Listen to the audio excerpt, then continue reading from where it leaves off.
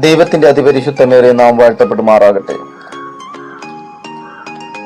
ലൂക്കോസ് എഴുതിയ സുവിശേഷം 1-ാം അധ്യായം വായിക്കുമ്പോൾ നമുക്കവിടെ 2 ജനനങ്ങൾ കാണുവാൻ കഴിയും. ഒന്ന്, ഭൂമിയിൽ നിന്നുള്ള ജനനം. 2, സ്വർഗത്തിൽ നിന്നുള്ള ജനനം. ഭൂമിയിൽ നിന്നുള്ള ജനനം സഖരിയാവ് എന്ന പുരോഹിതനും അഹരോന്റെ പുത്രിമാരിൽ ഒരാളായ എലിസബത്തിനും കൂടി ഒരു മകൻ ജനിച്ചു. അവന്റെ പേര് യോഹന്നാൻ എന്നായിരുന്നു.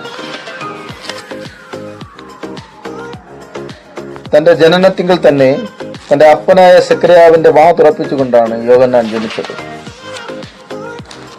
2-ാമത്തെ ജനനം മറിയായുടെ ഉദരത്തിൽ യഹോശുവ മശിഹായുടെ ജനനം.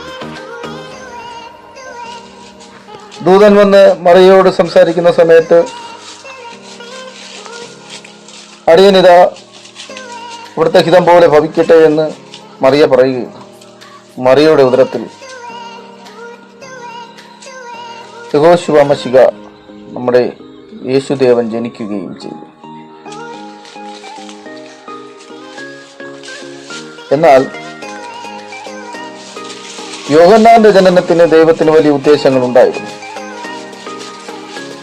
യേശുവിന്റെ ജനനത്തിന് ഉള്ള ഉദ്ദേശം നമുക്ക് എല്ലാവർക്കും അറിയാം.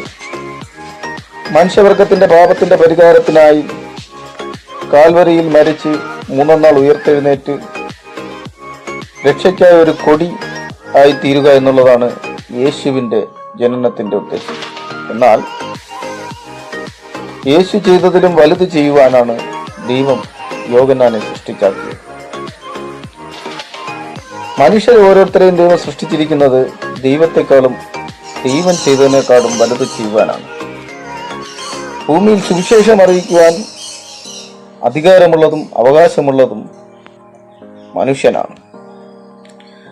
ഇവിടെ യോഹന്നാന്റെ ജനനത്തിന് ദൈവത്തിന് വലിയ ഉദ്ദേശങ്ങളുണ്ടായിരുന്നു.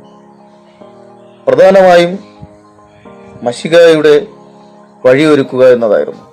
അതുമാത്രമല്ല,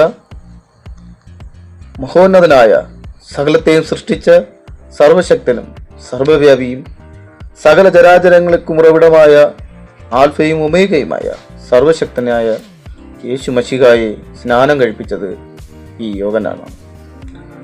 ഭൂമിയിൽ നിന്നുള്ള സാധാരണ ജനിച്ച ഒരു യോഹന്നാനായിരുന്നു പ്രിയ ദൈവമക്കളെ യേശുവിനെ സ്നാനം കഴിപ്പിച്ചത്. പ്രിയ ദൈവമക്കളെ, നാം ഓരോരുത്തരും മനസ്സിലാക്കേണ്ട കാര്യം, നമ്മെ ഓരോരുത്തരെയും ദൈവം വിളിച്ചിരിക്കുകയാണ്. ഓരോരോ ഉദ്ദേശങ്ങൾ ദൈവം നമ്മെ ഭൂമിയിലാക്കിയിരിക്കുന്നതിനുണ്ട്. ഈ നാളുകളിൽ ദൈവത്തിൻ്റെ ഉദ്ദേശം നമ്മളിൽ നിറവേറുന്നതിന് നമ്മെ തന്നെ താഴ്ത്തി മാനസാന്തരപ്പെട്ട് മനസ്സ് പുതുക്കി ദൈവത്തെങ്കിലേക്ക് ഏൽപ്പിക്കുമെങ്കിൽ ദൈവം ചെയ്തതിനേക്കാളും വലുത് ചെയ്യുവാൻ ദൈവം നിങ്ങളെ ശക്തീകരിക്കും.